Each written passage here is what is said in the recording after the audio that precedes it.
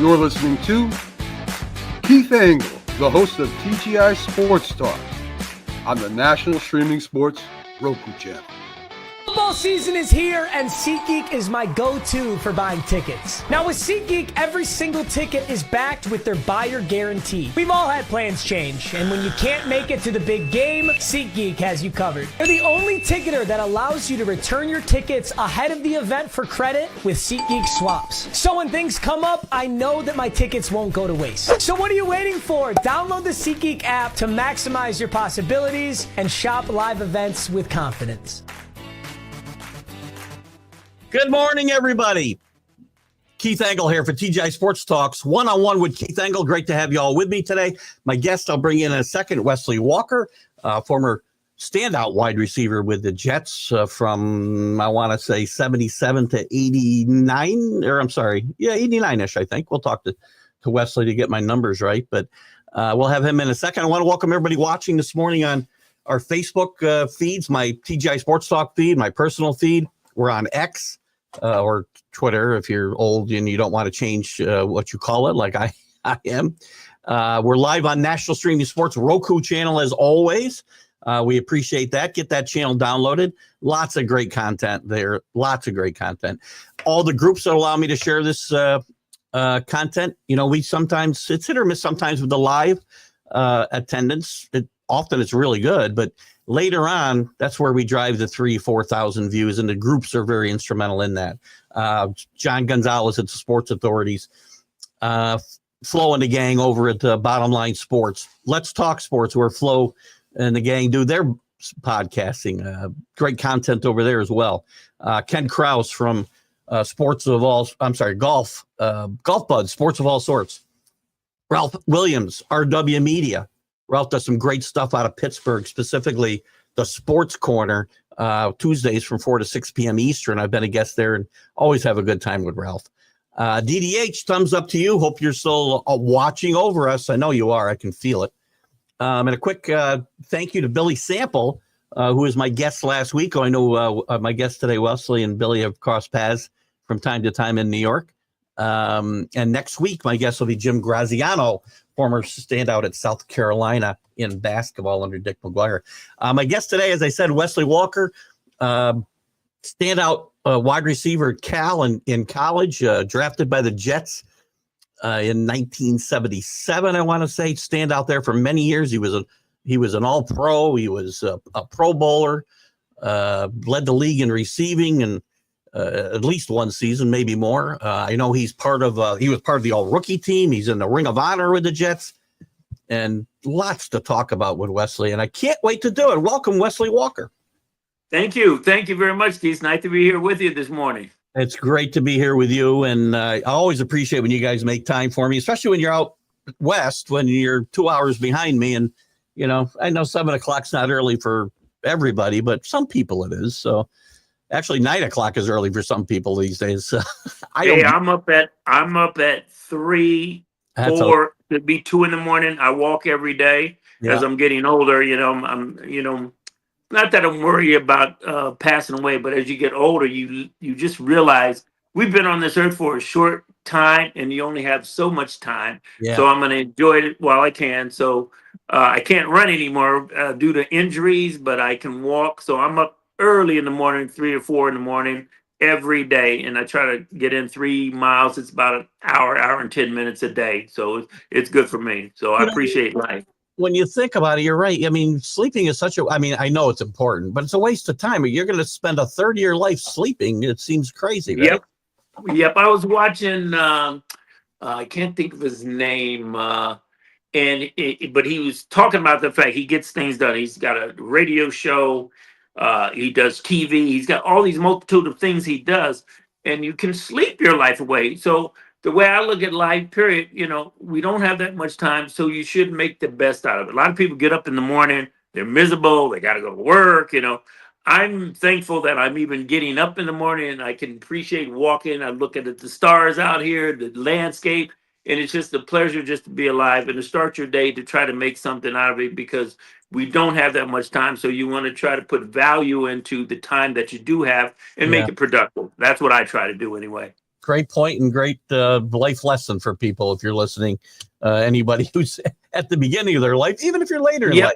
It's so You just don't think about that when you're younger, you know. And No. I remember talking to my father when he was 30. Dad, you know, you're getting old, you know, and here I'm going to be, if I make it this May, I'll be 70.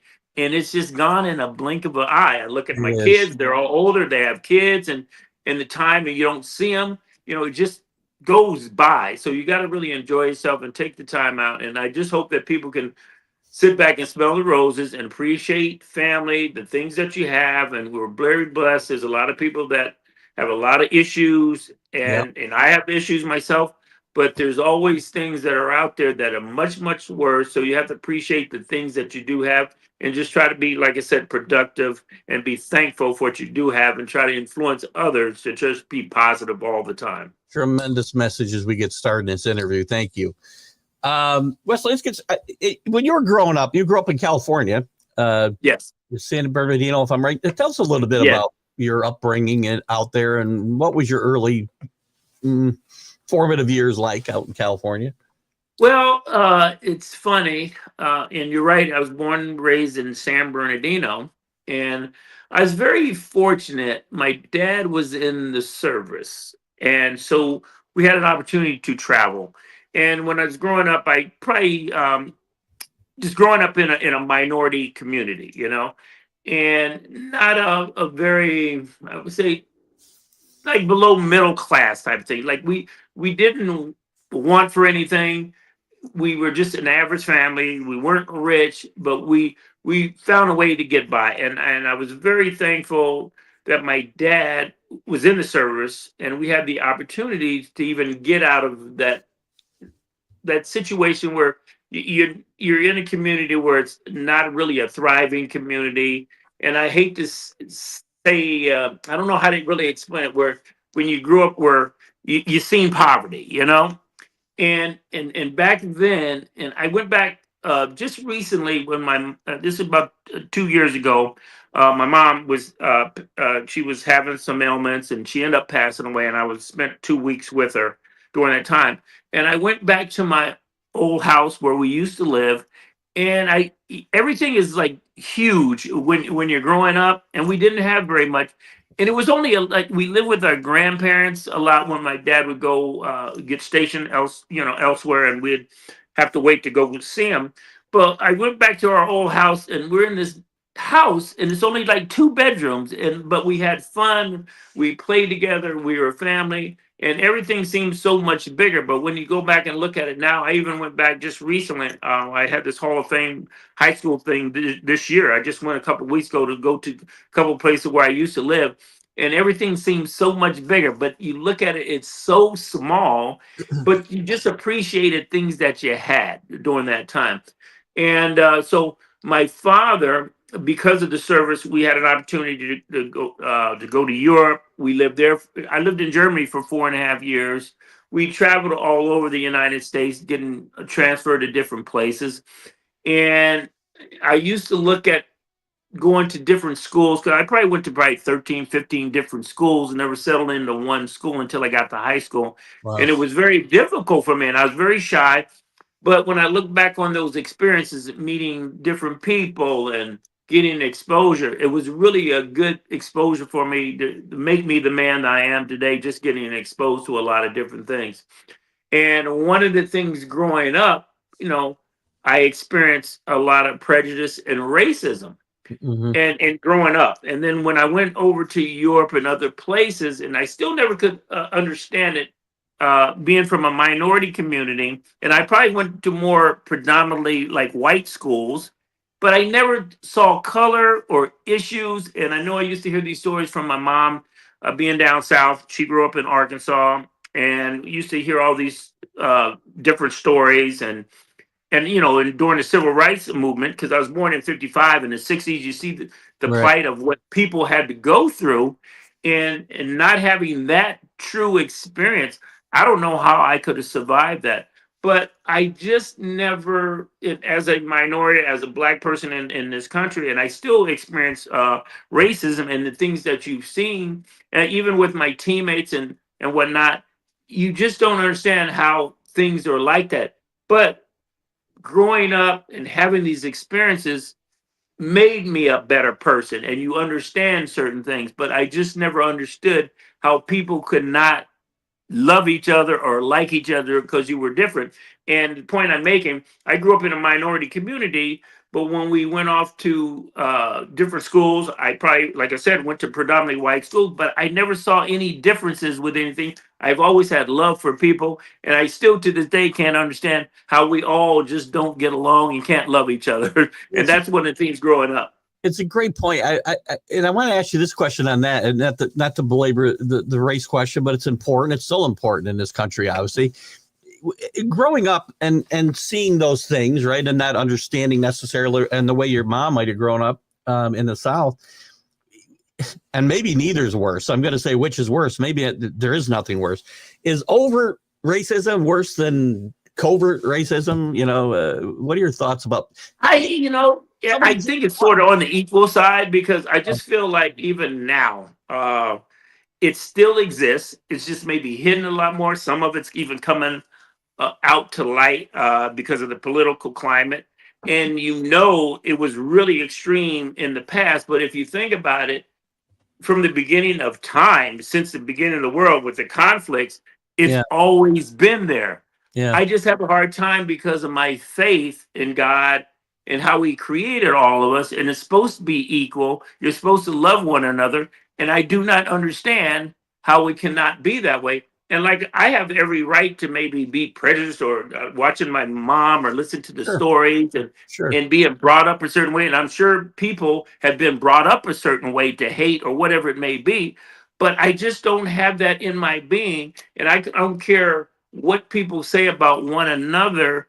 I don't judge anyone because of things that have happened in the past. I just don't understand it. And I've had to deal with it from a youngster, just dating out of my race as a youngster. I had a girlfriend in college that I dated since I was a freshman when I got to the pros. And I remember seeing her parents on campus at Cal, where I went to school, and I wasn't even allowed to meet them or whatever, But you dealt with stuff like that. And it's not only that situation, a lot of situations, but not everybody's like that. But I just had a hard time understanding. I still have a hard time understanding the whole plight, what's going on in this political climate. But it's been like this since the beginning of time. I just have to focus on being the type of person that God wants me to be, that you're supposed to be. And that's being honest and truthful. And just being loving and caring, and there's this quote I use, and I'm a big fan of Denzel Washington, and one of his movies, The Equalizer, and there's a quote in there by Mark Twain. It says the two most important days in your life is when you're born and when you find out why. And I've had a struggle, and I asked God, what am I on this earth to do? And really, in all the things that I've gone through, playing in the NFL, I became a teacher after that. Yeah. And I finally realized I'm here to serve others. And as a faithful person, that's what you do. And I love people. I love what I do. I love my family. I just have this in my heart. I just wish everybody had this as a being in their hearts, and we'd have a better place. I just never understood why it's like that. And I remember my father telling me, you're never going to change anything in your lifetime. And now I get it. But I remember saying, Dad, well, I'm changing things, and I'm still going to speak up when it's warranted. I know my wife gets mad. Don't watch what you say, this, that. But I can't be silent about certain things that are truthful or hurtful. But in this society, the way things are, I still have a question and not understanding why it's like that. Yeah. Well, you approach her from a fairly positive direction, so that helps some as well, right? So, getting back to your younger years, you go to Carson High School. You're a standout football player. Did you play other sports? Yes, I played basketball, and one of the things about when you play other sports, I don't know. Sometimes there's competition within coachings with other sports. I remember even when I got to the pros. And we have this defensive coordinator, Joe Gardy, who went to Hofstra to coach, and they had a good lacrosse program and a great football program, but there was a competition between the two.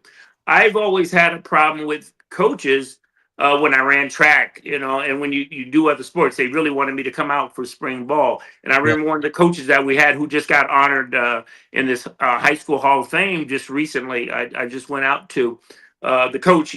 He really kind of didn't like the football players coming out. So there's a kind of a risk, but I loved all sports. And the funny thing about me, I don't really watch sports. I try to follow as much as I can with the Jets. And, I do podcasts, so you got to stay in the loop.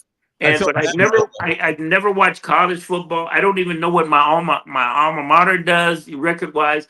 Yeah. I always like playing it, but I'm not a good spectator. My mind, I just can't focus. My mindset is not there to be sitting in the stands and watching unless it's my kids or something like that. And I always said I'm not into sports, but I love playing the sport. But I love playing baseball. I thought I was going to be a pro baseball player. I was a big Willie Mays fan growing up, and I scared my mom to death because a lot of people don't know I grew up and I was born blind in my left eye. And at the time, and this is funny, it makes me think about my father being in the service. And I remember we were in, I think it was in Washington on one of the bases we were stationed. And he's playing catch with me. And he noticed my eye drifting off, and so he thought it was a muscle that had to be tightened up or something. And we go to a couple of specialists and they find out that I had it's a weird kind of cataract on the inside of the eye. And they thought maybe when the eye developed when I was 14, when it's fully developed, they could do surgery or something. But we went to a specialist and they really didn't know. And there wasn't a guarantee that if they did some type of surgery that I would get full complete vision. I may have to wear these special bifocal like glasses. And so we just never did anything about it. But I know my mom was scared to death because I got hit in the eye one time. And I never thought about this too. Wonder if something happened to my good eye, I'd be totally blind. And getting back to what I do with families and giving back, we work with a blind couple and we have their 7 and 8-year-old daughters who have problems with their eyes too. But I can't imagine growing up in this world, raising children, having to work, and you're totally blind. So I can kind of relate to that situation, But I love playing sports. I loved all sports. I never thought about playing football. I just happened to go out in high school on a whim. My coaches in junior high school, middle school, thought so highly of me. They wanted the two local high schools, which was Banning and Carson, to come see me playing this flag football game. And matter of fact, one of my teammates, Freeman McNeil, went to Banning High School, my rival.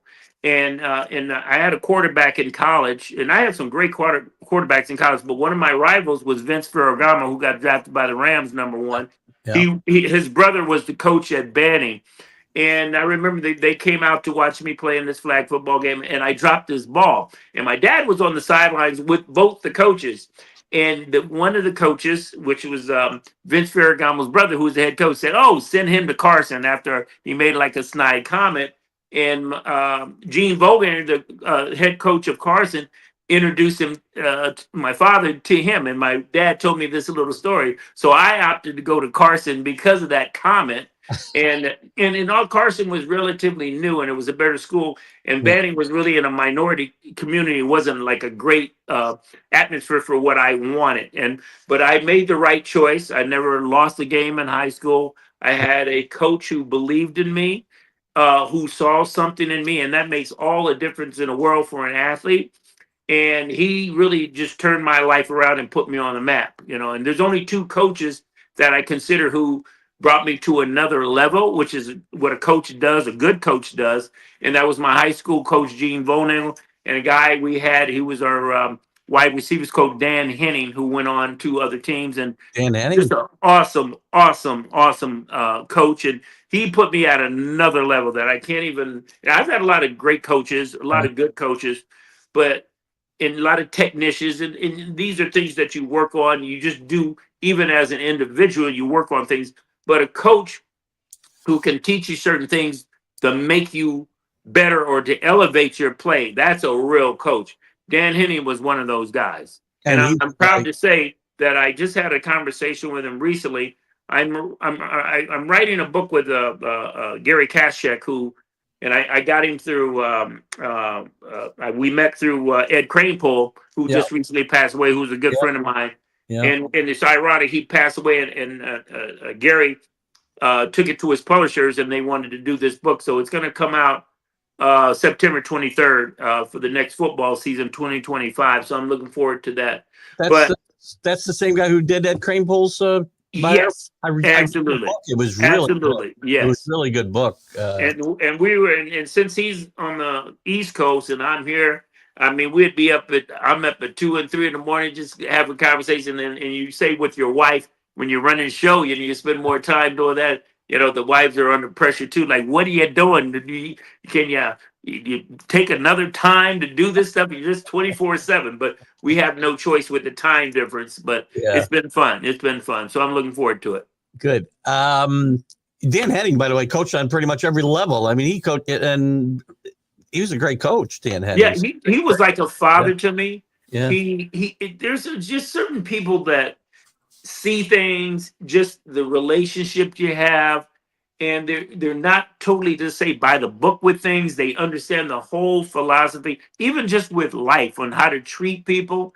But it's not like that with every coach, and that's what's very special about it. As a matter of fact, when we were writing a book, and he's doing one of the four, it's Richard Todd is doing one, Matt Robinson, and I appreciate some of the guys that who've been there for me to kind of speak out. But he was telling me some stories of myself that I didn't even realize. And because of my blindness, I remember he said he was high during when the draft came up. I was drafted in '77.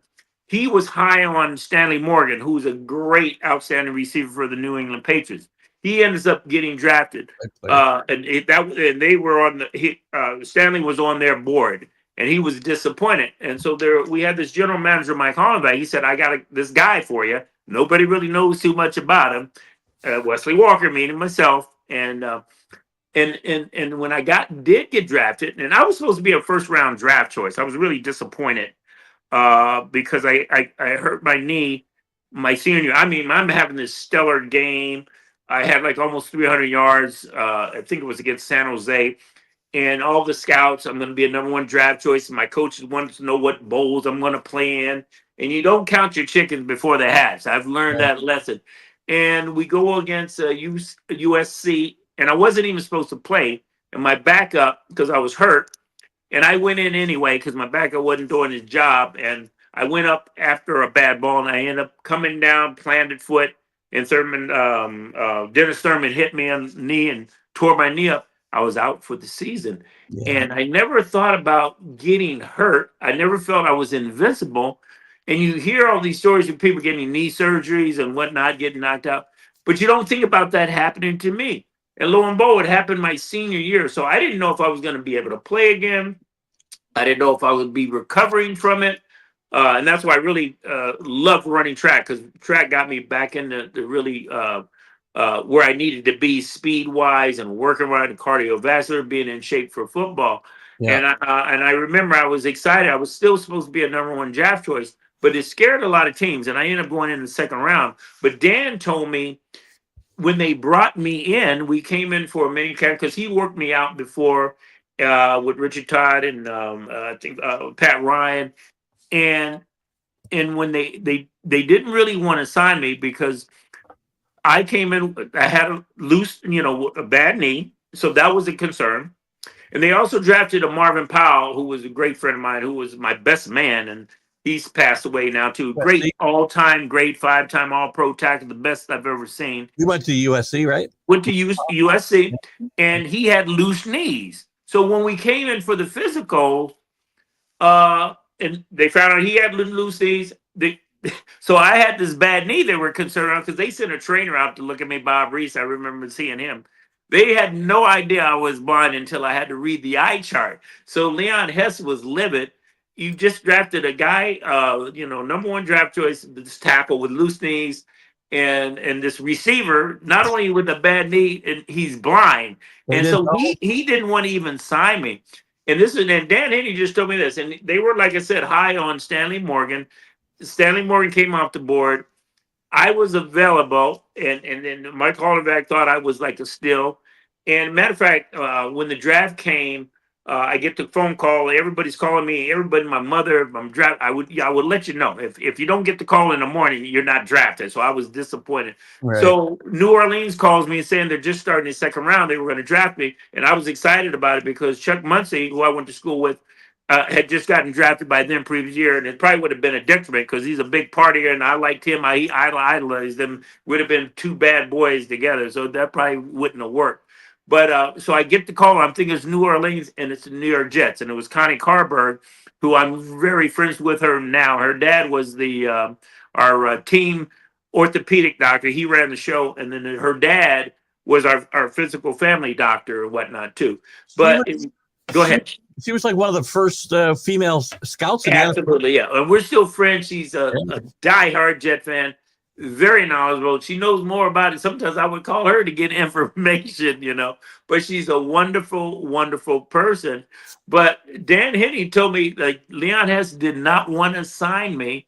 And he said, you got to see this kid. I just worked him out. He's catching everything. I don't care if he's blind or not because he can see everything. He's catching everything. And when I did go through the minicamp, they signed me right away.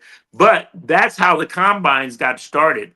Leon Hess started flying in guys early to do pre-physicals, and it wasn't really cost effective. So I guess he went to the league, and they started bringing in guys early. And then they went to a couple of different places. Now, they're housing in Annapolis and everything else. And that's how the combines actually one of the reasons it got started. But I'm really excited that I've had good feedback from my teammates and people around the league. Just want to write my memoirs. There's certain things that are important to me. So I told Gary, I don't care about the money or the book. I just want to write a good story. Hopefully it's a good story and people will enjoy it for the Jet fans anyway. We'll promote that book for you when it's out, so make sure you let us know. Yes. Guys, I see a lot of comments coming up, so I'll get to them. I don't want to get to things too far out of context, especially Locked In Sports Zone. Your question I'll certainly get to. I had to bring up, but it'll come up a little bit later, so stick around. Getting back to, going back a little bit in time, because you went ahead of time a little bit, but at your time at Cal, you played with Mike White was a coach. You had some really good talent there. The team wasn't necessarily, you had a couple of really good years, not winning the Pac-8 at the time, but you had a couple of good quarterbacks, as you alluded to earlier, and Steve Bartkowski. And we had great quarterbacks. I mean, this Ferragamo, Steve Bartkowski. Yeah. We had a guy by the name of Joe Roth. Great player. He was likened to Joe Namath. Yeah. Just a great person. I ended up getting hurt my senior year. His cancer came back. Yeah. And it just, seeing this 21-year-old kid go through what he went through and had the whole world ahead of him. And that's why life is so fleeting and you have to take advantage of what is ahead of you. And I just can't tell you how good he was. And I just wish he was here today. And Kenny O'Brien reminds me of him too, Yeah. And I had a guy, Kenny O'Brien, who never got the accolades, but I just had some wonderful, wonderful people around me. And we had some great athletes. I mean, you think of Chuck Muncie. We had a phenomenal team. And as a freshman, I thought we were going to be world beaters, and we were going in to play Alabama. And I'm thinking we're going to beat them. I'm only a freshman. We're going to beat them, and we got beat 66-0. I'll never forget that. Oh, geez. But you develop things when you get older and more mature. And we had 1 year, my junior year, and it was so disappointing.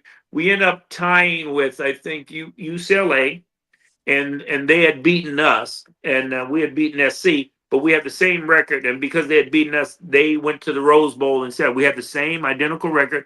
And the fact that we didn't go to a Rose Bowl game, we led the league, the whole league, the nation, in rushing and passing. And how do you not get a bowl bid? But now with the politics of the money and everything, it is so different now. I came along at the wrong time, I'll tell you now, because I don't understand this whole portal thing. They're getting paid right now, so it's crazy. It is crazy. It's hard to look back. I mean, I want to go back to Joe Roth in a second, but since you brought up NIL, I mean, do you think all of that team would have stayed together or moved on? I mean, it's hard to go look back in time, but I don't think, it's just even now, if you look at the NFL, with the free agency. Nothing stays the same. And this is, I don't even understand. I didn't even know until 2 years ago with a buddy of mine, one of my teammates at Dallas Hickman, who I went to school with. He lives out here in Arizona. Big fan, follows Cal, and he knows about sports. And I was even asking him, I never knew anything about these portals and transferring and just the money, just different things happen. It's just so different now. And I think it's just so hard as even a coach to try to keep abreast of trying to get players, trying to keep them, trying to deal with different personalities. I don't know how you develop that. And on a pro level, you have the same sort of thing, and with free agency and different coaches coming in and trying to surround yourself, ownership. There's so many things that go into trying to develop a winner. It's just very difficult. I couldn't do it myself as a coach, but I don't know and how it would have been. But I think in this time and age, we would lose players, and it would just be so different. Well, Wesley Walker would have made a lot more money before he actually even got to the Well, the thing is with that even, and I was listening to Charles Barkley, I think it was last year, how he thinks it's been a detriment. But you play this game, and it's so fleeting, you could get hurt just like that. Yeah. And you're done. And you have to prepare for your future and think about those things. Especially as a youngster, you don't think about those things. But my mind said, hey, I want to have a future. I got to think about if I don't make it, if I get hurt. And you have to figure out those things. So in college, they're making a tremendous amount of money off these athletes. So I would liken it to why not the players get what they really deserve and need and to get paid to take care of their futures, but you don't know. I mean, I know obviously a lot of guys want to get to the pros, but it's just so hard to get there. You don't know. So if you're in college and you can provide yourself with income and or financially for your future, even for your families, there is nothing wrong with that. And I would have welcomed coming in during this time to try to figure that all out. And even if you have the mindset to try to figure things out, there's still guys with I don't care how much money you make, it still can be squandered, and that's the thing. You got to be smart about it. But the bottom line, you need to set yourself up for life after any sport. And that's the main thing. And a lot of people just take that for granted. And it's not so hard to do sometimes if you don't have the mindset to keep that in the back of your mind and try to focus on what you need to do or create a strategy so you can be successful. Forget about being successful during the time you're playing. There's more to life after that. So that's even more of a concern for me with my family and everything else. Great point. And before we move on to your Jets and how you moved on after football, which is important, we'll get to that later. I want to go back a little bit and talk a little about Joe Roth. I mean, I've read stories. I don't know I don't know if it's 100% true or not, that he knew that he was dying when he played that last season. And do you think, yes. Yeah. Did you guys all know that? Well, too? the thing is, we used to, like, even our junior year, I just had this nice relationship. And I always tell Kenny O'Brien, he reminds me of that type of person. He was very soft-spoken, very quiet. I remember he had this scar below his ear, and we were talking about when he had the cancer previously. And the type of cancer that he had, I remember him telling me, it could come back in your fourth year or so, and it ended up coming back.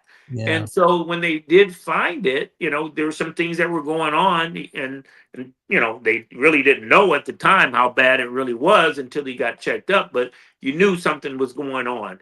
And he went through that whole season as best he could, and he didn't complain about it. And one of the I have a lot of blemishes in my life and things that I've had to deal with. And one of the things that I wish I had a do-over, I wasn't, I would say, scared of like death or whatever, but you didn't want to see people suffering or they're because with cancer, it changes you and you can change from a physical. And it just makes you hurt. And right now I deal with people all the time in hospice. And that's one of the things. And I have a friend I got a call today that's going through, he's in the stage 4 cancer. And that's when I feel like I can't be there for them. I wish I could take it away. I don't know what to say. You want to be there to make them feel better, change things. And to watch Joe go through what he went through, the kind of classy gentleman that he was, and they were talking about amputating his legs, and I couldn't see him like that. I wouldn't want to see him like that. But I remember seeing a friend of mine who couldn't speak, and his wife didn't want us to come see him. And I remember we went to go see him, my wife and I at the time, and he perked up. He couldn't talk, but he was glad I was there. Yeah. And I so wish that I would have went to see Joe, because I was afraid, just afraid of death. Didn't want to see him like that, and I didn't even know what to say. And plus, I was kind of estranged from the team because I'd gotten hurt, so I wasn't with the team. I'm trying to rehab, so I was away from everything. So we lost that separation. But I felt bad that I never went to see him in the hospital just to tell him how I felt about him, because he was just such a good, smart, just I can't even describe, just a loving, and it just makes me want to cry, because how did this happen to this type of person? Yeah. And that's why life is so fleeting. Doesn't matter how good you are, the things you've done, it can affect you, anyone at any time. And I just wish I could have been there to try to help him in any way I could. And that's one of my regrets. So now I've learned how to deal with certain things, because my wife started a company where we take care of the elderly. I've had to go through hospice, and you watch people dying, and even the people that we care for right now, and watch their family, or somebody happens with cancer, and you're there for them. And it's very hard, but it's taught me how to deal with things, and gives me another perspective, and where I want to help people in any way that I can. So it's taught me. But like I said, one of the regrets, I just wanted to see him and be there just to tell him how you feel. And I watched my mom go through her struggle where she couldn't even communicate with you. And the only last comment I had from her was she was asking me where my wife was. And that's the last thing where she could talk. But my last 2 weeks I was with her, she couldn't talk or anything else. And you're watching them just frailing back and forth, and they're going to die. And you want them to pass on, because you feel like they're suffering. Yeah. But one thing I do know, I just want to be there for people in a time of need. And I just wish I would have been there for Joe at that particular time. Well, you're giving back now and making amends, I guess, in your own way. And that's a good thing. And it's a sad situation. I remember Joe Roth when I'm a little bit younger than you, not a lot, 4 years younger, but still enough. And I remember that story and what a good player he was. So yeah, and I would recommend, if you go on the internet and you look up the Joe Roth story, and you'll see a whole story, and Tony Dungy's in it. And I remember at the time they wanted to do a movie, and the mom was really distraught about it at the time. And I understand, because there were certain things where at the time you're going through this, just like me, I couldn't see him like that. But then you think about it, I'm sure because he was such a great person, his story should have been told. And you think about some of the things, maybe you should have done this, you should have done that. And you don't think about it till after somebody's gone or certain things have happened. But you're so into the moment of grieving, you don't understand certain things. But his story should be told, and just to the world, and it's just not only about him, it's just about just the perseverance, and just the type of person he was that makes you want to be better, and that's just the type of guy. And he was just so soft-spoken, and I swear, Kenny O'Brien was this guy who didn't get the attention or the accolades he really deserves, and got beat down here in New York. But he had that same personality. And when I look at Kenny O'Brien, I think of Joe Roth all the time. But I've been very thankful. I had Vince Ferragamo as quarterbacks. I had Steve Bartkowski. And Steve Bartkowski is one of the best. I mean, you're talking about some stellar quarterbacks.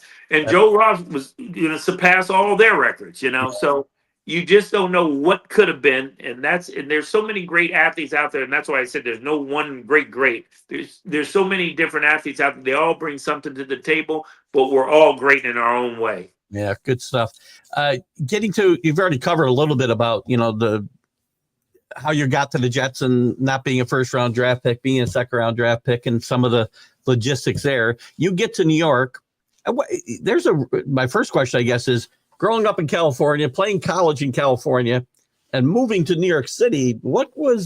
Is there a culture shock there? What was that like for you? Not for me, because I was used to traveling. So you just deal with the climate or the elements or whatever comes your way. And the only thing I was thinking about, man, how cold did it get there? Because I don't like cold weather. Because when I got drafted, I was hoping I would go to a California team. Even when I got recruited to every major university, and I went out to Nebraska and Colorado and some of these cold places, and I really had no idea that where I was going to go, but I sure didn't want to be in cold weather. That's for sure. But that was the first thing I thought about. But then you think about the media capital of the world and being in New York. If you win, how exciting that would be. And I appreciate New York more so now that I'm away from it, and being there, even just being there, going to the city. I very rarely even went to the city. And there's so much to do. There's so many things that I wasn't aware of. And I had so much fun. I had just as much fun being on Long Island that I did going to the city. I would go to the city and I'm looking to have fun and go to the clubs. I'm like, where's this place that never sleeps? I could not find it. I'd go to Long Island and I'd have my places I could go. But the thing is, I just didn't know where to go. And it's there. Yeah. And I still have our son is still in Long Island. So I get back to New York. I got 3 kids in New Jersey. I love going to plays. When I was married in New York, I very rarely went to the city, never went to plays. And it's not till after I've retired where I can appreciate and do the things going in like during the Christmas time. And it's hectic during Christmas time with the tree lighting and people. And it's like crazy. But I do love the atmosphere and the things that you can do being in New York. And it's just nice. And I love when I get a chance to go back for our Legends weekends with the Jets. And that's a part of me that I feel like, even though I'm from California, I feel like I'm a New Yorker, or at least a Long Island New Yorker, and I do miss that. But here I'm in Arizona, and I just adapt to whatever is presented with me. And you look at the fact that I go from California coming to New York. Hey, I just welcomed anything. I went to Berkeley, and that was a melting pot of everything. I was like a black hippie, so I accepted everyone for who they were, what they were, and me. I didn't give a crap about anybody, what they thought. This fit me, and I was happy to be in New York, hopefully fitting that same mold. But now I'm out in Arizona where it gets really, really hot. It's cold now. The temperatures are really cool, but it's like night and day opposed to Arizona and New York. But I just adapt anywhere I go. But I truly, truly love the New York Jets. I love Long Island. I just wish things would have been a lot better. Things don't go the way you want, but that's just life. And you just learn from I guess your journey and perspective, and hopefully you develop yourself where you just learn by your mistakes or your problems, and you get better as a person. Well, let's talk a little bit about that time in New York. You came into a team that was kind of transitioning from the Namath era to, and you talked about Kenny O'Brien having a tough time maybe in New York. Yeah, he had a tougher time than the guy you mentioned earlier. Yeah, Rich Todd. I mean, they both really had a tough time because when you don't win. I remember seeing signs, Todd is God, but when you go down the wrong path, you're losing. Man, those fans and people come out. It's what have you done for me lately? I've been there, and things do change, but it's tough to be in New York. But people don't understand the business part of it. It takes a lot. It's not only your play, but you have to have the coaching. You have to have the systems. You have to have the opportunities. There's a lot of things that have to take place. And you mentioned those guys, Richard Todd, Kenny O'Brien. I take probably every guy on our team. I can put them in a situation where they are stellar players. But it doesn't mean if you don't get those opportunities or you go to another team, will you get the same opportunities to develop that? A lot of players around this league. I mean, I think about a lot of players like Dan Marino. He's never even been to a Super Bowl. You know what I mean? Right. It doesn't mean that you don't have that caliber of play. It's just being at the right place at the right time, getting the right system. I always people thought if we had drafted Dan Marino, we could have had him. Just because we would have drafted Dan Marino, give him the same circumstances, you don't know if he'd have been better than Richard Todd or Kenny O'Brien. You don't know Kenny O'Brien, if he was in another system, would flourish like that. But if you have the right opportunities, you can flourish as an athlete. And I am just disappointed with guys that I respected, like a Kenny O'Brien or Richard Todd. They just never got the accolades that they really deserve. that they really truly do, and they were great athletes. They could play with it. We could play with anybody, to be honest with you. Would Richard Todd have been? He came in a year before you, if I'm not mistaken. Yes. Name was still there. Yes. And Lou Holtz was a coach. And Lou Holtz was a great college coach, but he was miscast in New York.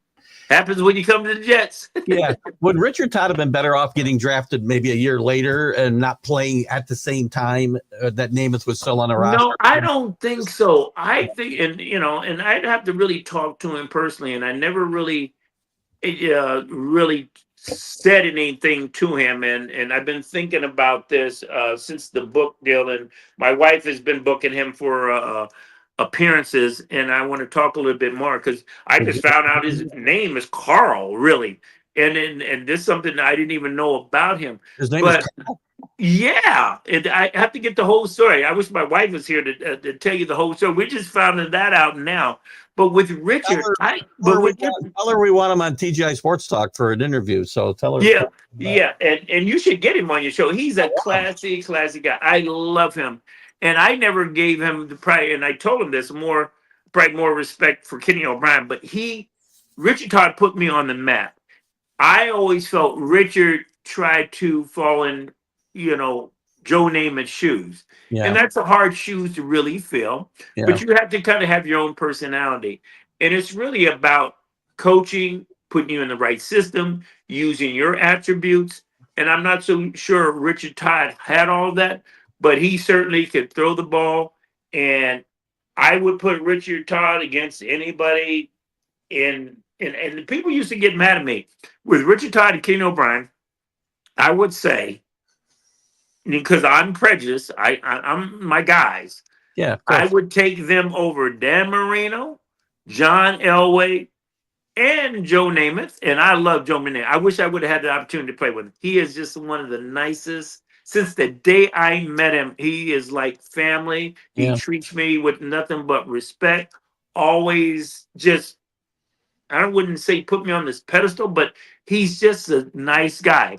And so I get angry with myself when I said that, even over Joe Namath, I take my guy, because these are the guys that I play with. But I get so much, I don't know if it's animosity. I just know what these guys brought to the table, how good they were, and they could compete with anybody. I saw Kenny O'Brien beat Dan Marino, John L. in the Superstars competition. But to say he's better or they're better, you can't compare the two. But they were all great athletes. And I just believe you just deserve the attention on an equal basis. And that's what Richard Todd and Kenny O'Brien didn't have. But I can toot their own horn. They were good as anybody that I've ever played with.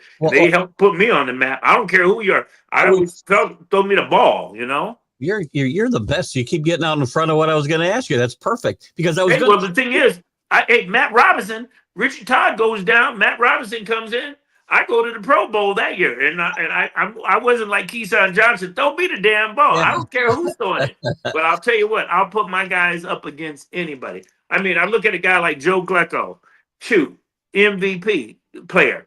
Bruce Harper, MVP player. People don't even know how good he really was. He led the league. He even was voted most valuable player, but he doesn't get the accolades. Even the Jets don't really promote him. I look at Abdul Salam.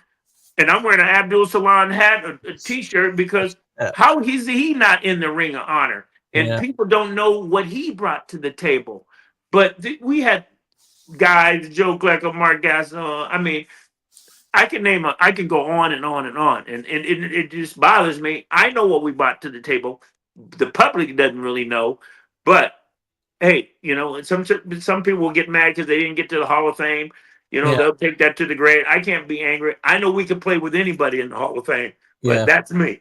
Yeah, and I'm going to get to the totality of that in a second. Go back to Todd for a second. And your first 4 years or whatever, the team struggled. 8-8 was your high mark. You had some bad years, but if Richard Todd was as bad as people want to portray him to be, how does Wesley Walker get to be, all rookie and lead? There you go. Well, that just goes to show you. But when you don't win, you don't get the exposure, and I can tell you, you don't even get to the Pro Bowl. A lot of teams that have these superstars like San Francisco, they had them or Pro Bowl players at every position. And when you win, you get to the playoffs, you get more exposure, you get those accolades, and that's what happens. Yes, And sometimes we get lost as athletes because we didn't get the exposure. And a Yeah. guy like Bruce Harper, I'm just talking about, he led the league one time, but they gave Rick Upchurch, who was great in his own right. But here the guy led the league, he won, he should be in the Pro Bowl, but yet it was political and things like that happen. So you don't get recognized. And that's the problem that we all had. You cannot tell me a Joe Glecko, a Mark Gastineau, you said Richard Todd, Kenny O'Brien, given the opportunity, they could play with anybody. We Yeah. just had a bunch of guys that were just, I would say, underachievers that you can say, or just never got the exposure that they really deserve and didn't get the recognition. My biggest problem is just staying healthy. Yeah, well, I was going to get to that in a little bit too. But in your first half of your career, after the years I just talked about, you did go 10-5. You get to the playoffs, lost a wild card game to I can't remember, in 81. Was it to the Bengals? I'm not sure. Might have been the Bengals. I'm trying to think. I can't even remember that. The 10-5 one. I don't remember that. But I know the one where we went. God, I forgot the year where I thought we were going to go to the Super Bowl. 82.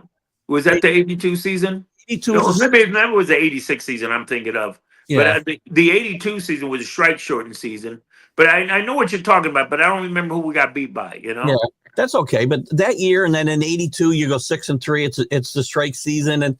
But you go through the playoffs, you get to the AFC Championship game. And I wonder, Richard Todd had played really good football for those couple of years, but he has a really bad game in that AFC Championship game. And but we all have bad games. People remember that stuff, right? Yeah, and I remember I think we had a chance to beat Buffalo in the playoffs, and he threw an interception. I dropped 2 passes that could have been potential touchdowns.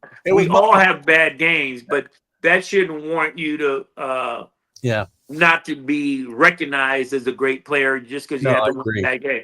What about the times, like I remember that you mentioned in 82 against the Bengals, against the Raiders, and Richard Todd had some stellar games. He just happened to have a bad game, that 5 interception game. Yeah. I only caught 1 pass in that game. I thought we were going to go to the Super Bowl. We had to plan to go to the Super Bowl as a team, as an organization, and we were going through all these different things.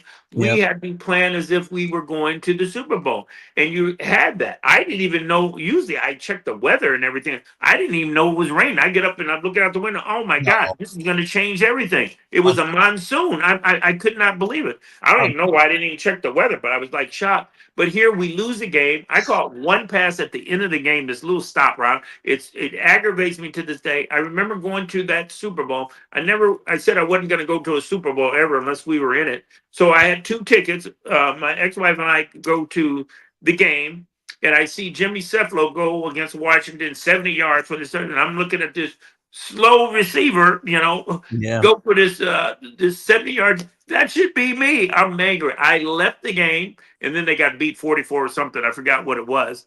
And I said I would never go to another Super Bowl. And it's just so frustrating. I mean, I think about the time where we Cleveland comes back to beat us for the championship, but we had some opportunities, but we just blew it. And we were in the driver's seat, but somehow we found a way. And it's got to be frustrating as an organization, as a team, and especially this year, the last 3 years, what the Jets are going through.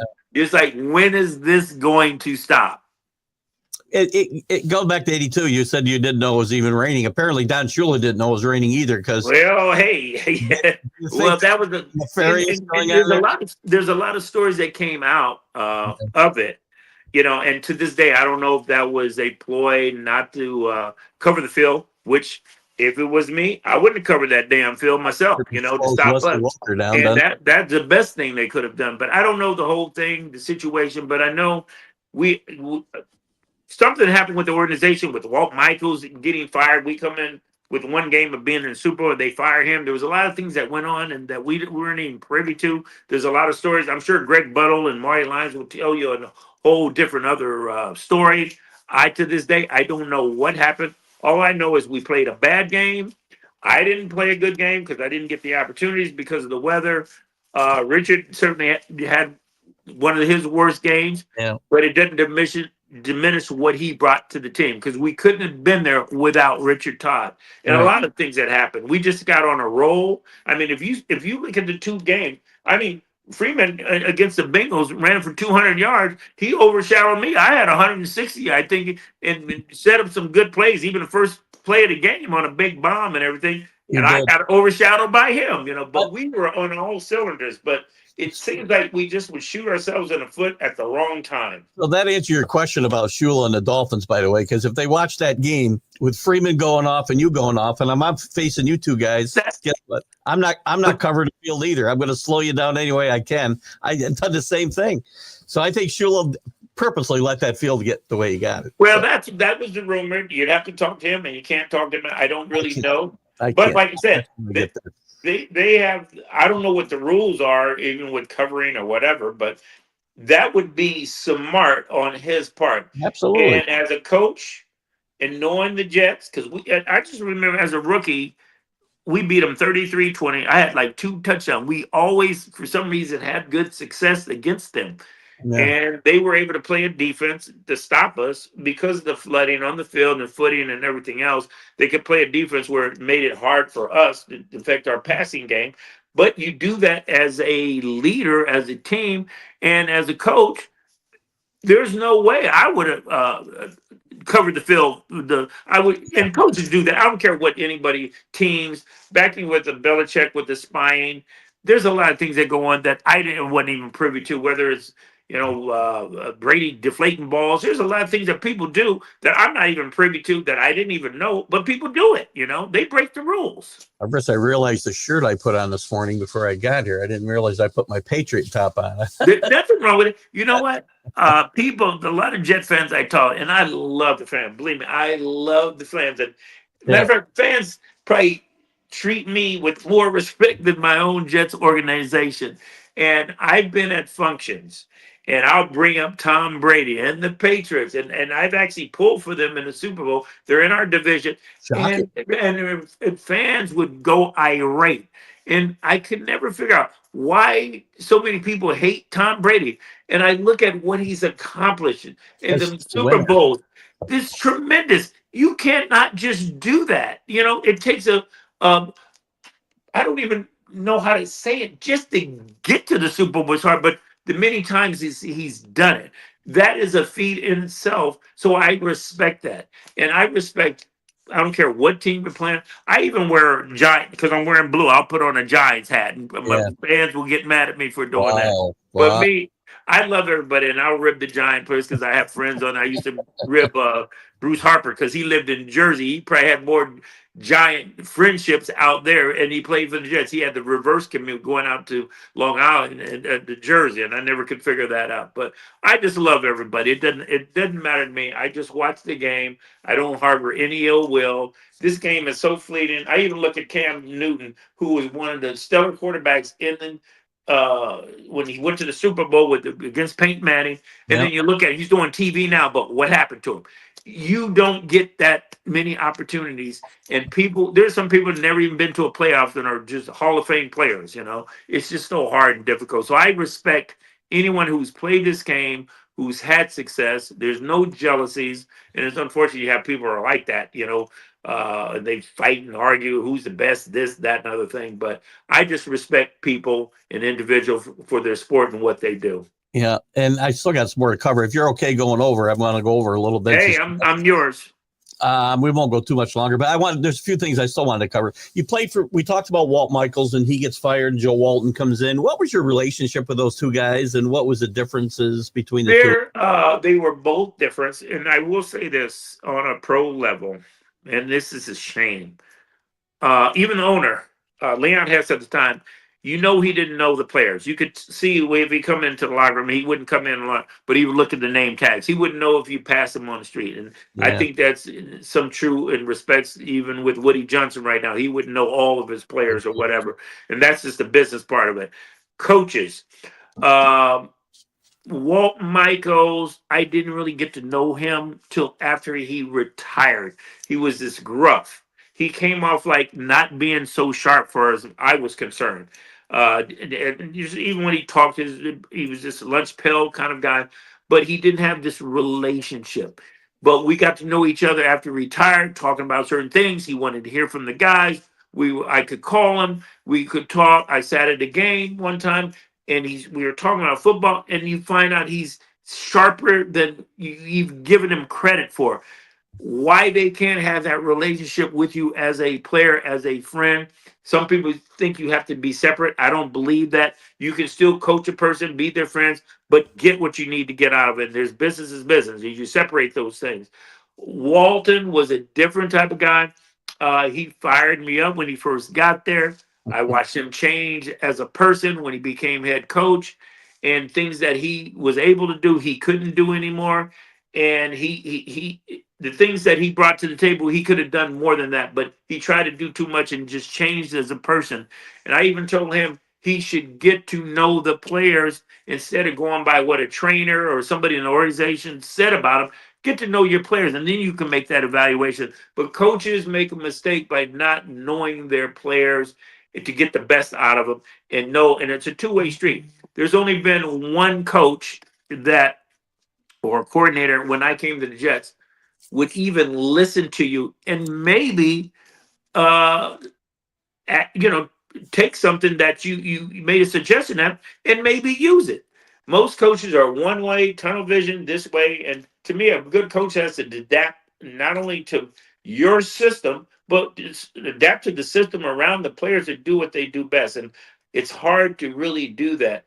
But I never understood why people couldn't develop the close relationship where you would want to run to a wall for the coach. So Walt, like I said, was this gruff person, and he rubbed me the wrong way.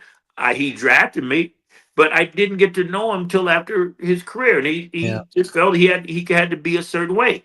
I don't believe you have to be that way. You can still have a relationship and still have that same gruff way about it to get whatever you want out of players. I mean, if you look at Bill Parcells and you look at Lawrence Taylor, he gets on your case and he got the best out of him, and you might even hate the guy, but you don't get to really know the kind of person he was. I loved Joe Walt when he first got there, but he became a person where I couldn't care less. His speeches, it was a turnoff. And I remember him coming back to the back of the plane. He spoke to Al Toon, and I'm playing just like you would think he would said something to me, didn't say a word. And a lot of people lost a lot of respect for him. If you talk to a lot of players like Greg Buttle, they hate Joe Walton. But I could never be like that, And I talked to Joe before he passed away. And I remember when I was retired and watching what he went through with the fans and Joe Must Go and the things that they were saying and doing, and watching his wife being there to support him. And I remember crying. No, I don't care how bad you are, what type of person you are, nobody should be subjected to that kind of hate and pain. Right. And you feel for people, even though he I felt got disrespectful, and a lot of guys got turned off, but that's just part of the business. And it's unfortunate that people do change, and you just can't come together as a team and try to understand each other. And that's the one thing that I wish even our teammates, I always thought we had so many cliques. Guys were jealous of one another. There was racism on our team. Guys were separate, black and white. I didn't even trust a lot of my brothers. They would say things. They were jealous over women saying this, that about you. Guys, I mean, Glecko, Marty, Gasson, big conflict, So I remember Joe Walton addressing the party. How do you have a party and not invite everybody? Guys would have parties and would invite everybody. We weren't together as a team like that. And I never understood that. And I always thought, I wonder if we were like a real family that we preached, what would it really be like, I think you answered the question I was just going to ask you was what held this team back? Because with all the talent, I think you just answered it, right? Hey, I still remember we would have a Thanksgiving dinner, right? And Leon Hess would come and give a little talk. And I'll never forget this on Thanksgiving. We weren't having a great year. And he got up and said, well, the coach will be here, but some of you players won't be here. And this is Thanksgiving. And this is the business aspect of it, where you say to yourself, this is just insane how people are thinking. To me, we play a sport, right? This is a game, but it's still a game. There's more to life than just this. Yeah. And there's a way you have to me, carry yourself or at least project yourself to say and do the right thing, or at least try to. But when you make it something that it is not, and it make people feel bad, and especially on Thanksgiving Day, I just always had a hard time with that. I had a hard time when we had to practice on Thanksgiving, New Year's, Christmas, and Yeah. people celebrating. You want to be with your family, and this is business, but this is the business part of it that people don't know that you have to deal with. And we're human. We're no different than you, and we have lives, but it's just a different mentality of what you have to do to try to be successful in this sport. And people don't realize how hard it really is. But we're people too, and we have the same things we're going through, dealing with families, this and that. But you don't know how difficult it is, and the things that you have to sacrifice to be successful in this game. And and some people can't even appreciate that. But when you have ownership and coaches who cannot understand that and bring you together, how do you become successful? I don't know. And it's just so hard. And even if you had everything, it's hard to do it when you have everything. So that's why I couldn't coach. I couldn't be an owner. I wouldn't even know how to, I know my personality, what I would like, and I would try to project that to my team. But is that going to make you successful? That's a big question. Yeah. I mean, kind of two different areas, right? You got the Michaels and Todd era, we'll say, and then we got Walton and O'Brien, and but great players in each group. There sounds like there's some regret there that this team didn't win at least one Super Bowl and maybe more. There was talent there to do it. Oh, we definitely had the talent, and I don't know what to say about that too, because there are certain things that have to take place, and and I really have to research it with other players and teams. How did they get there? And I know that there was a time where we was at 10-1. I was bring that up. If we would have stayed healthy, and most of it was on defense. Yeah. And this is where it is. It's a team. It's just not one player. It's people together. When we were clicking, defense was getting turnover. We were getting field position. Offense, I had 12 touchdowns, and we had 5 games go. I'm thinking I'm going to break all these records. We get all these injuries. Things start happening. Next thing we know, we're not getting the field position. Guys are getting hurt, and we just stopped throwing. I didn't even catch another touchdon after that, And the record at that time was 14.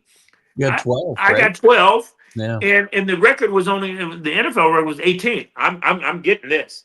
And all of a sudden we just stopped throwing. I was so disappointed. And I never felt, and people don't really know this, I'm a receiver. I was probably the most frustrated receiver in the league. And when I know guys that I played against in college, and you see these guys catching 70, 80, 100 balls, even my partner, Al Toon, getting 90, 100 balls, and I'm getting like 40, and I was just so frustrated. And I was not jealous and mad that they were getting the ball, but I'm like, how do you not get me the football? I was so frustrated. I'm still frustrated to this day that I couldn't get the yardage and all the records and the things that you want to accomplish in your life. And a lot of that for me is too a disappointment, just staying healthy and being hurt, because the games that I did miss, I could have tacked on those yards, but I still didn't get the opportunities that more players were getting and at my position that I should have gotten. But again, that system, that's coaching, and that's who they want to feature. There's a lot of politics in that also. Oh, wait, sure. Bring you in, and that's a part of it. And if you don't have a coach that really sees you as one-dimensional, and I hated that because they always saw me as a deep threat, and I could run in a slot, inside, outside, whatever. But a coach has to see that in you and put you in those positions. Unfortunately, if you don't have that, you're not going to get those opportunities. And that was most of my career. It was like that. Yeah, and one of the most remarkable numbers in your career, you averaged 19 yards a catch, and most of your career where you were averaging well over 20 in most of those your big seasons. Yeah, and that bummed me out in my career because it went down after that. And this is how my year went. I remember averaging 24.7. I think the year I went to the first Pro Bowl in '78. Yeah. And then getting back to the coach who took your suggestion, I remember telling Dan Henning, "Hey, Dan, I can do this. I don't care what defense they throw out. I can make the adjustment and read this and do this." Yeah. And I'll never forget that. So he brought it to John Izzik, our coordinator, and they tried it out in practice. Next thing I know, they put it on the game plan. We go against Houston. I had 100 and something yards, and it's not even the second quarter. They from a suggestion I made, and boom, I get hurt and get knocked out for the season. And I was averaging 25.7, I Yeah. think, the game average. But that's how things happen. And I just wish I could have stayed healthy. But one thing I do know that the harder you train, and we don't have the facilities, we didn't have the training programs. Even I would have I wish I'd been sharp enough to hire somebody to train or whatever to be in the best shape because the harder you train and you have to do it, every year it gets a little bit tougher. You have to train that much harder to be better. My biggest thing is just if I could have stayed healthy to be more productive. But I always wanted to, though, let's say I would have been healthy and I had the physicality to do the certain things, would have featured me like I thought I should have been featured? And I'm not so sure they would have done that either. You look at your numbers though when you're healthy, and the difference. The game was different then than it is today, right? Absolutely. We didn't have 15 guys catching 100 plus balls a year. That's the thing. Dan Henney mentioned that too. It's just in Richard in my book how it's a different time and throwing the ball. Even Steve Barkowski mentioned that in college, the way things are. Yeah. If you stayed healthy, there's no doubt in my mind you'd be a Hall of Famer, and I think Al Toon would be a Hall of Famer if he'd stayed healthy as well without the concussion. I was just with him. He has a place here in Scottsdale, and even though he's lives full time in Wisconsin, he's always busy. But we were together just recently, and we did this appearance together. We were at the game, our last Legends weekend, and it's so good to see guys that. Because you don't know how much time we really have, and I try to get guys to come to these Legends weekends and try to get together because you don't know when we're going to see each other, and we all have certain things that have happened in our lives and that kind of help each other. Matter of fact, Al's daughter had gotten killed by her husband, and then he shot himself, and he was going through a difficult time. But you know what? My mom was dying, and she ended up dying. And he texted me, called me, and I'm calling him to text me. And my family didn't even want me to tell me about what happened with Al to upset me. And here he is. We're both consoling each other. But that's the kind of person he is, and you just want to help each other. And those are the personal things that people don't know that even during the course of a year. We go through personal tragedies or things that are happening in life, just like any individual. And then you got to play this game that people see on TV, but they don't know some of the things that have gone on, even with the team and things that you have to do or playing injured or whatever it may be. But they look at this game, he should have caught that ball. But they don't know that, hey, you couldn't even see the ball or the catch you made. I don't even know how I caught that ball my damn self, but it's so much involved with it, and that's what the public, they don't know and see, but you're supposed to put this product on our film, but there's just more to it, and it's just about life, and that's what I'm about too. It's just a game at the end of the day. Were you and Al back in the day, because you had talked, Al came in and Al became you were getting to the backside of your career at the beginning of his career.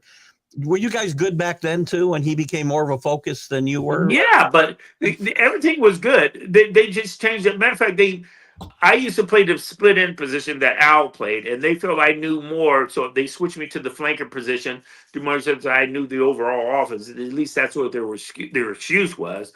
And me, they featured him as the receiver that would catch more balls, a short guy, and I was a long ball. And I used to be banter with him back and forth. Man, just give me the opportunities that you're getting, man. You give me half the balls that you're getting, I'll get more yards. But I'd always get the yardage and more touchdowns, and I just never had the opportunity. So I used to rib him, but I wasn't jealous. I was happy for him.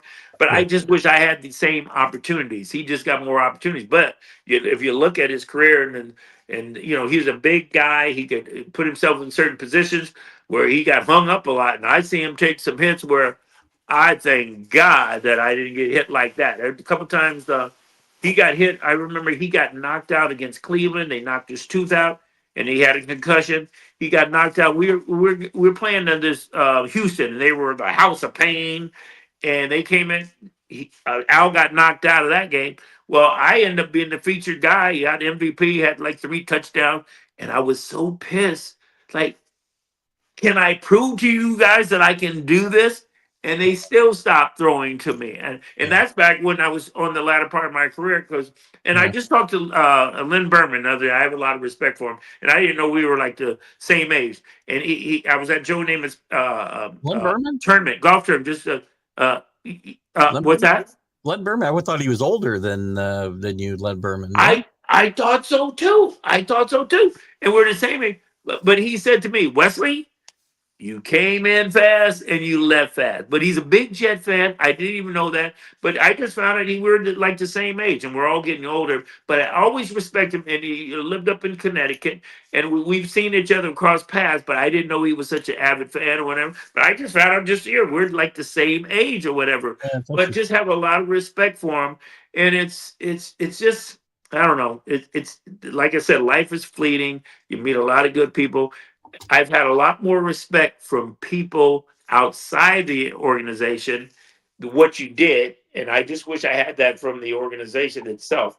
And Altoon, I always had respect for him. I have respect for all of my teammates, and I just wish we weren't, let's say, in this competition, like with Gassino and Glecko and Marty Lyons, and I just don't know. How could you not play together and just love one another instead of having this animosity or jealous because somebody's doing this, that, and other thing? Was Gassino, was he a selfish guy? Was he one of those guys that might have been a problem? Well, see, everybody has their different personality. And I know Marty in this recent, actually it's coming out today, this 30 I was piece. going to ask you about the Favre Gassino yeah. And Gassino would sit back with us. He would say the black guys treat him better than the white guys. And he would cry the blues, but he was self-centered. He only worried about himself. And I would say that, but he was still a great athlete. I loved Mark Gassino. I loved all my teammates. I loved everybody. I didn't like the certain behaviors that they all projected to be.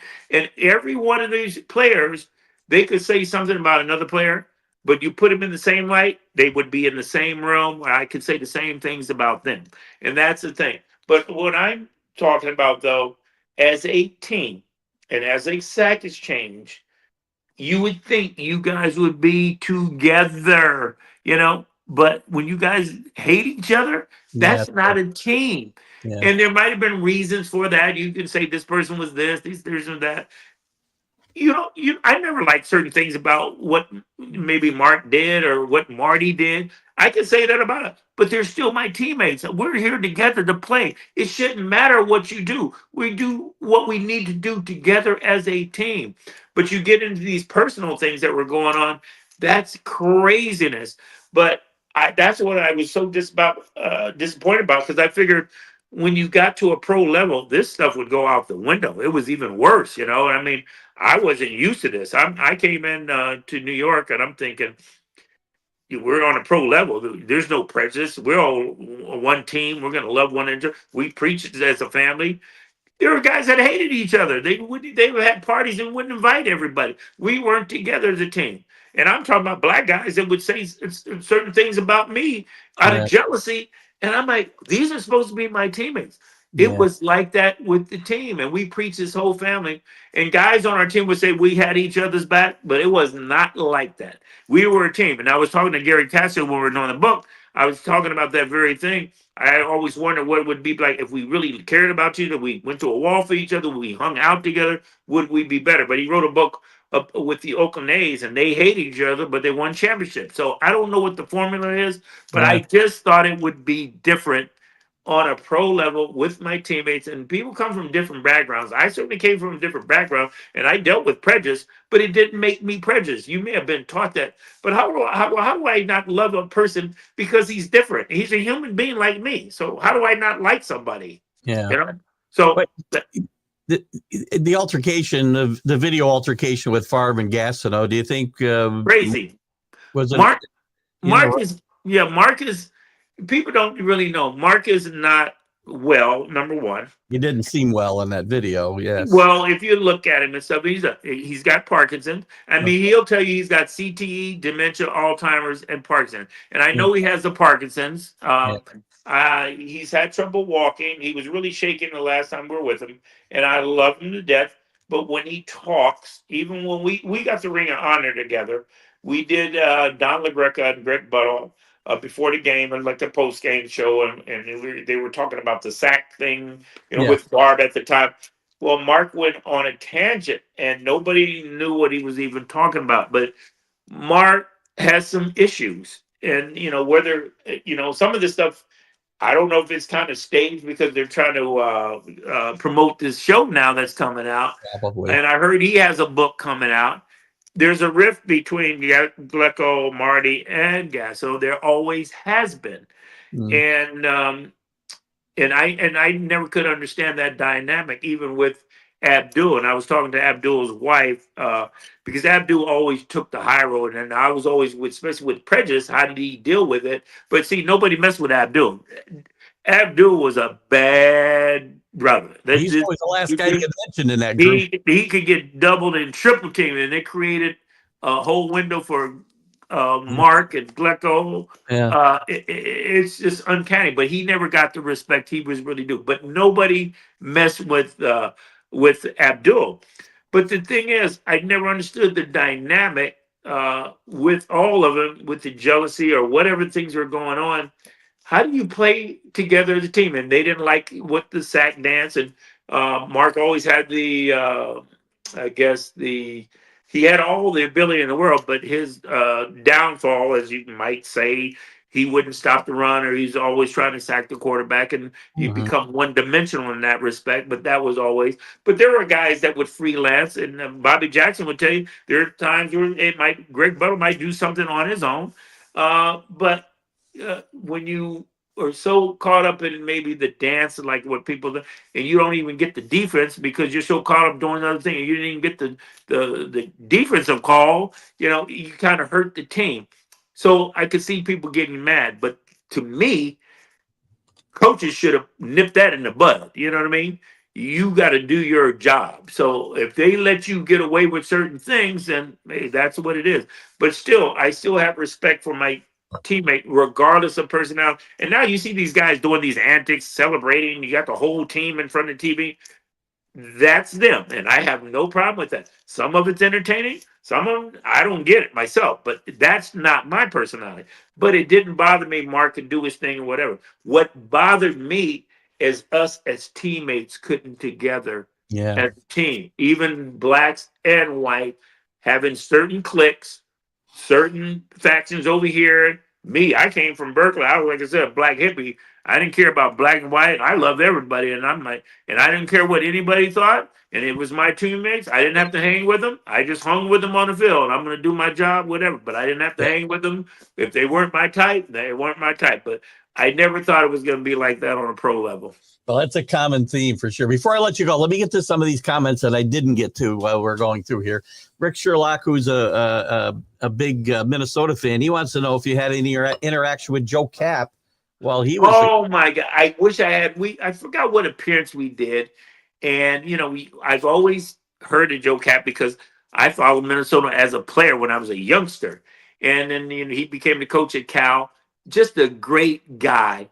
And I just wish I would have had more interaction with him. And when you're thinking about Minnesota, those purple people eaters, and God, I mean, one of my, I can't even think of all the names of different people. Alan Page, and Chuck Foreman was a running back there, number 44, who's a good friend of mine to this day. Great. Well, the thing is, I never met him, saw him play, and we did a couple appearances together. There was a Hall of Fame dinner they used to have, and he came in a couple of times. And I remember he kept saying, "You got to come to Minneapolis. Got to come to Minneapolis. You'll love it. You'll love it." And finally, I went on a business trip, and we hooked up, and it was one of the best trips I've ever had. And I got to know him a little bit, and he would come into New York once in a while, and I talked to him every now and then. Here, I never played with him, just know a little bit about him. I had one of my good friends who patted him spin move because of Foreman. But just a good dude. And like when we met, we were just like brothers, And that's the funny thing about the NFL and this brotherhood. And I was at a meeting last night, but I was with Andre Reed in Wyoming at this charity event. And we had never really seen each other. Now, he went to Kutztown, where Bruce Harper went to school, and I know of him. I know some other personal friends who are personal friends, and we've maybe hooked up together at like a Hall of Fame thing or something, but we don't really know each other. This is the first time we sat at the table just talking, Yeah. and it's funny. He'll be building me up with my wife and how much respect you have. But here's a guy that's a Hall of Famer, and we played together, who's giving you all this respect. And here it is. I don't know him, but it's like we've known each other for years, and that's kind of, I don't know how to explain it. In the NFL with the brotherhood, you have this mutual respect for people, but when you get to know them personally and actually see them, it's like you've known them forever, and you never, like I was with Mark Clayton, the Miami Dolphins. Now we were rivals. I just was with him at Joe Namath's tournament. We were talking. He was. I'd contact him on some players on the book I'm doing, and we could talk, even though we never hung out together. We have mutual friends, but it's like you've known each other for years, and that's what's just unique about the NFL.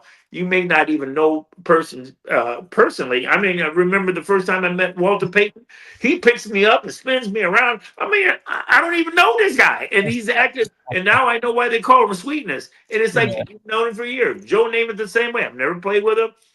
I can call him up. I called him up when I was getting my knee replaced last year, just to because he took him a while to get his knees replaced for a long time. And he's the best thing he's ever done. And I had to call him just to give me some confidence of going in to get this thing done, because you never know what could happen. I know Joe Glecko went in this past year and he ended up getting sepsis, infections, and gout, and it's been touch and go. It's been crazy over, just getting the surgery. A lot of things that can come about, with surgeries, but we're all going through some things. That's why I'm appreciating life, and I'm hoping I get to 70 this May, and I'm counting my blessings at this point. It's interesting. Some of the guys you mentioned, I've got like a 6 degree of separation with a lot of guys, because I've had a fellow alumni. You didn't play with him; he was before you. Ed White, who played with the Vikings, has been absolutely, and I know of him. And I never met him, but I know of him. Yeah. Chuck Foreman's been on the show with me. Matt Robinson, you mentioned earlier, he's been on the show with me. And you mentioned Mr. Sample too. I met him out in Connecticut. We got honored for something. We were on a dais together, and I've seen him a couple times. He's funny, man. He spoke very highly of you. Yeah, as well. I love him. And just to show you the reach we have here, so we've got people out in California. Danny Fuller said hi before. Michael Gott's over in the UK. He's one of our big followers. So, well, I'll tell you what, we have a Jets following in the UK also, and I have a good friend of mine who's a huge Jet fan, Frank West, and another lady, Liz Mueller, who's made jersey for my wife and I, and they're just good people. But there's a fan base in Germany, and they're just sweet people. Matter of fact, one guy over in the UK just recently had a friend of mine. He wanted to reach out. He was going to be running in this event for charity, and he has a Kenny O'Brien tattoo. So my friend Frank had called me. You think you can talk to Kenny O'Brien? I said, it's funny you mentioned it. I just got off the phone with him, and my wife just booked him for her parents. So I asked him, hey, there's a guy over in the UK. He has a tattoo of you. And even my friend Frank said, I love you. He wears my jersey. I'm not getting a tattoo of you, But Kenny was flattered, sent a video to him, and I put it on Facebook the other day. And that's what I like. There are some guys out there that are they won't even give you a time of day, but some people will take the time to do certain things, because I appreciate the fans who have given me more respect, like I said, than the Jets organization has. And here this guy has this tattoo of Kenny, and they're just real avid fans. And Kenny was good enough to do a video to give him a shout out for this charity run he was involved in. And it was just a nice thing just to bring people together, Yeah. And Michael added a couple of nice comments about, togetherness that you talked about before, which we brought up. Locked in Sports Zone, we already touched on the Gastineau situation, but we appreciate you popping in. Robert Fuller from the Sports Scope show, he says great stuff, very motivational, and you have been very motivational in a lot of things you brought here. Here's a good question from Michael, actually. Do you have any thoughts on Bill Belichick's moving to college and wanting to bring, and I have an opinion here myself, well, the NFL pro style setup? I say it's already there in a lot of cases, the pro style setup in college programs already. Look at Georgia and places like that. Well, I think he's got to sell himself, and I was listening to what he had to say, which is kind of it's hard when you've been where he's been to the top, he's done it all. Yep. And now he's going back to a level where I wouldn't say it's a step down, but I was listening to what he had said, how this is going to be, a program that's going to get guys prepared for the NFL, even after football, all these things. But I think that's what most programs do anyway. He just has a bigger name to do those type of things or whatever. But I was just curious the real reason why he would want to fall back to a college level than going to a pro team, but maybe nobody's interested. I don't know why that dynamic is, but most schools, and now with the portals and moving around, it's just a whole different element. I don't even know how he's going to do with the recruiting process, this and that, but he's selling his program because he'll be preparing you for the NFL. Most, if you look at it, most colleges, it's just a farm team for the NFL. That's why guys are really getting scholarship and going to school for to prepare you for that. How well you do that is a question, and he obviously he can bring that element to the table because of his success and all of that. He also has to have the surrounding cast because Bill Belichick, and I'd have to say any coach who's very successful, it's not just about him. It's the people you surround yourselves with. And I remember listening to earlier Lawrence Taylor saying when Bill Belichick got hired, he was just a little sort of gopher special teams coach, and he was pissed that he was even being thrust in this situation. And Bill tried to make it clear to him, he's the one that's been drawing up the defenses for you. So you just have to have the caliber of coaches to get this thing done. Yeah. I just know he's trying to sell this program. It's going to be an NFL program. I think every school is there for it. But if you have the mindset, I want to go to the NFL and not focus on that, hey, what are you going to do after that? You know, most college players should be focused on the fact, okay, you have the desire to go, but what do you do if that doesn't happen or you get hurt? You got to move on from there. So you got to be prepared to do that. But most schools, it's just a farm league for the NFL, as far as I'm concerned. It's just how well you do it. And I have no problem with him doing that. I just look at it's kind of a step down from being at the level he's been to me, you know. It is an interesting career move for sure. We'll see. Yeah. Rick talks about, you mentioned earlier you enjoyed partying at least at one point in your life. Who's your craziest teammates? I'm guessing in college, Chuck Muncie would have been one of those guys. Yeah, but I didn't think with Chuck, he was doing his own thing, and I was still younger, so I didn't get a chance to hang with him like I wanted to, and it probably would have been the worst thing, you know, because the times I did hang with him, I don't know if I can hang this tough, you know. But I just loved him. He was like my idol, and I kind of patterned myself out there with him, you know what I mean? But I didn't have any one person I really like hung up with, but I admired him. I looked up because he was like my idol. I mean, this guy, I'll never forget. They lined us all up, all the fast guys, right, for the 40-yard dash. I'll never forget that. And I kind of stumbled coming out of the blocks, you know, and Chuck Muncie was right there. And I'm looking at this guy weighing 230 pounds and running like that. I was so impressed. But he was big, he's fat, and he had these glasses he used to wear, and he partied a lot. And being at Berkeley, you know, you kind of learn how to do that. And I was like an all-American kid. I didn't do any of that until I got to college. But I always just liked him as a person. And but I kind of did my own thing. And if there's one guy I hung with, he was a fullback, Thomas Newton. He's up in Rochester now, and we're all having some issues. And I was getting on his case because I called him several times, and he's never called me back. But I was probably more crazier with myself more than being with somebody else, you know. I just did my own thing. Great point. Michael also talks about winning a Super Bowl. We talked a little bit about this. Why it's taking the Jets so long to get back? It's been 50, I don't know, I can't do the math, 56 years almost. Yeah. We talked about a lot of those reasons. Sonny Werblin, Leon Hess and Woody Johnson have owned the team for the majority of that gap. Yeah. And I think that stuff happens from the top down in the culture. Well, you hit it right on the head, and I said that. And you know, I think any owner gets mad when you start to focus on them. And I look at what's happening at Dallas and some of the comments that come out. But you as an owner, you know, I'm not saying you have to be hands-on, but you have to really do your research and figure out who to hire, and who's going to be a best fit for the program, and that's getting the right people in there. I Yeah. thought at one time Mike McCarthy would have been that guy for the Jets even, but he's gone down to Dallas, and it just doesn't happen. Everybody thought just because we're getting Aaron Rodgers and some things, and we've got some athletes, and it can be done. But you look at what has happened. Woody Johnson is a part of that.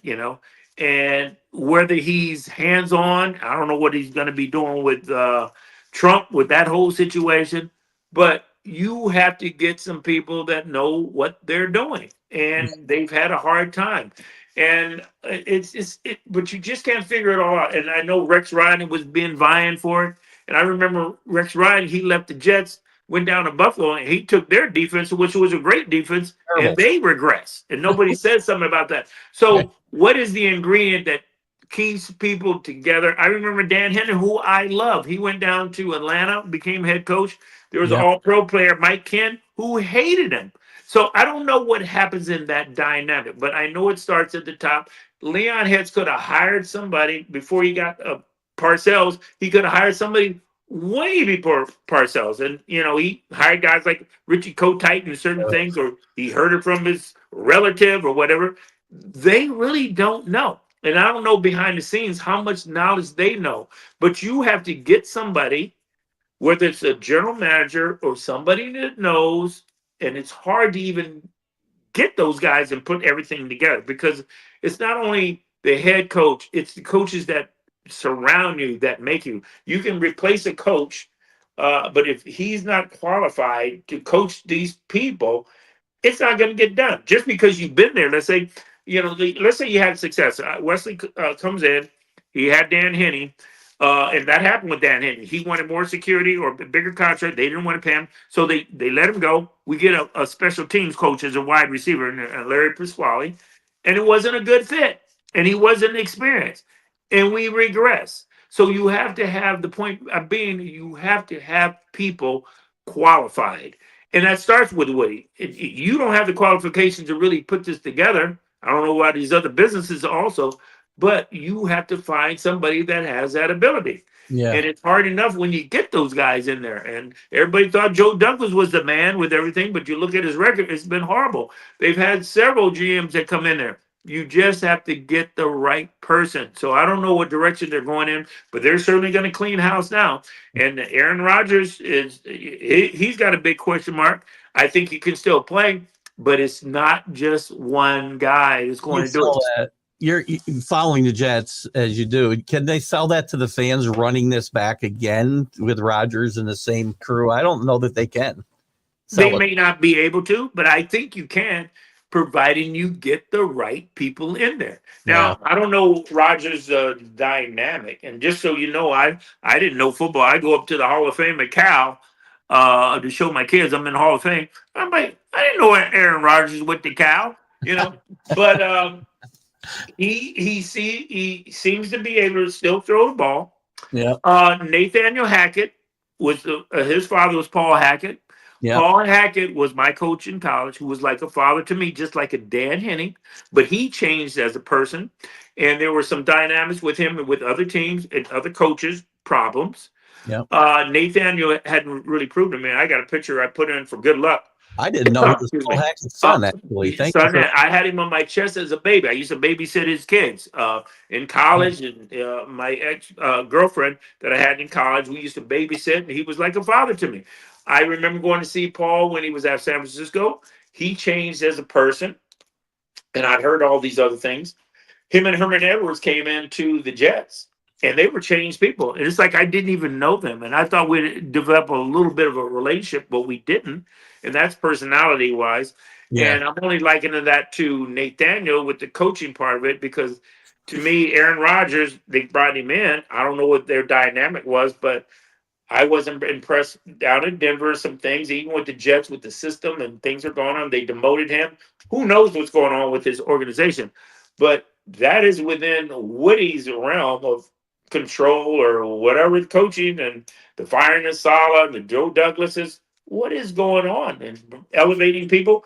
maybe those guys that are there are just not qualified. So that's the thing they have to figure out. And that's what Woody's going to have to figure out. And it does start at the top. And so if you doesn't get that done, how are you expect to win? And it's just hard enough to do it with good people. And like I thought, like McCarthy would have been a shoo-in. I thought the Jets should have hired him, but look at the problems he's having down there in Dallas, You never know. And then when you have an owner that says Derrick Henry couldn't fit into their office, that's got to be crazy, So who knows? You said a couple of times it's right. It's everybody being in the right place at the right moment, and that's it's not an exact science, right? I just wish everybody could be on the same page doing it together. Because and I'm in contact with one of the beat writers, Rich Semina, and I'll get tidbits from him and the team, and they just like he said, Garrett was saying they just got this losing gene. I don't know. Everybody's confused right now. They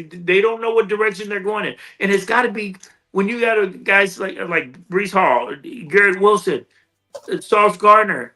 And then you're regressing instead of improving or getting the opportunities. That's coaching, as far as I'm concerned. So, you can pick out a multitude of things, but the thing is, you're all in it together. It's a team. It's an organization. And the Jets are a big negative right now. So they have a lot of decisions to make. I don't know what's going to happen with Aaron Rodgers, but I wouldn't count Rodgers out. Yeah. But they're going to have to clean house and do a lot of different things, and they're just going to move in a different direction. But to be honest with you, the way the league is with free agency, it's all different every year. That's why you got to take advantage of it when you're on a roll to win. You don't know when this time is ever going to come back again. That's why you got to do it while you can. 100%. You saw that in your career. Wesley, I know I've taken you a lot longer than I said I would today, so I appreciate your patience, and you've been awesome.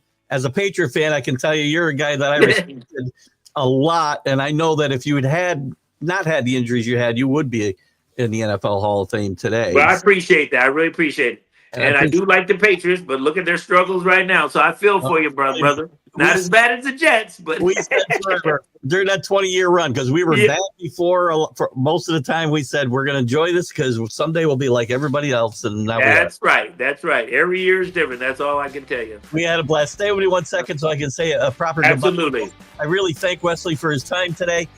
Check Wesley out. When we get information on his book, we'll make sure we share it with all you guys. We'll be sharing it to all the Jet groups that we belong to, the NFL groups we belong to. Enjoy this. Hope you enjoyed this interview, and you guys have a great week. And we'll see you next week with Jim Graziano, former South Carolina Gamecock. We'll see you guys later. Bye-bye.